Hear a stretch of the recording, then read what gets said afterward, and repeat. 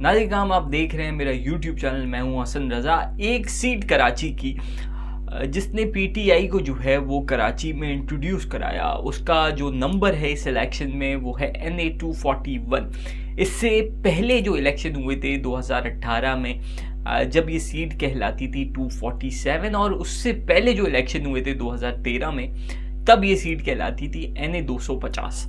वो सीट है जिससे 2 मरतबा जो है वो सदर पाकिस्तान आरिफ अलवी जो है वो मुंतखब हुए। उसके बाद जो है वो आफ्ताब सिद्दीकी साहब ने जो है वो बाई इलेक्शन में ये सीट जो है वो वन की।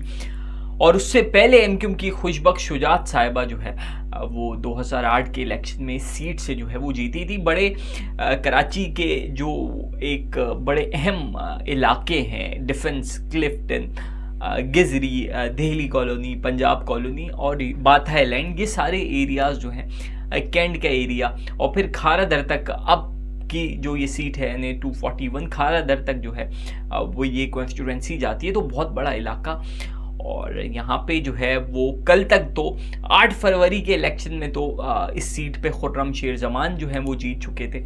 और 9 फैब को जो वोटिंग हुई है, और जो खुफिया वोटिंग होती है वो 9 फैब को हुई है, और उसके मुताबिक अनऑफिशियल रिजल्ट्स ये हैं कि मिर्ज़ा इख्तियार बेग साहब जो हैं वो ये सीट जीत चुके हैं।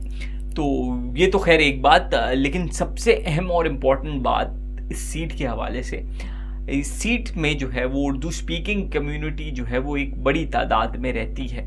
और एमक्यूएम के senior deputy convener doctor Farooq Sattar साहब जो हैं उनको सिर्फ और सिर्फ 494 का फिगर आ रहा है। ये भी अनऑफिशियल है, बट रिजल्ट्स ये कहते हैं कि 494 वोट्स जो हैं वो डॉक्टर फारूक सत्तार साहब ने जो है वो इस हल्के से हासिल किए।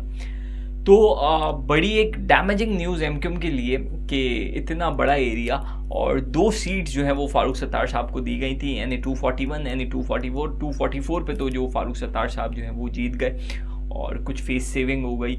और पिछले 5 साल वो इक़्तिदार से, ऐवानों से, कौमी असम्बली से दूर रहे, और अगर अब भी ये 5 साल वो नहीं उसके करीब पहुंचते तो फिर वो बहुत पीछे रह जाते, और मुस्तफ़ा कमाल एंड कंपनी जो है वो एमक्यूएम को लेके आगे चली जाती, और फारूक सत्तार साहब जो है वो पीछे रह जाते। लेकिन चले, उनका भी भला हो गया।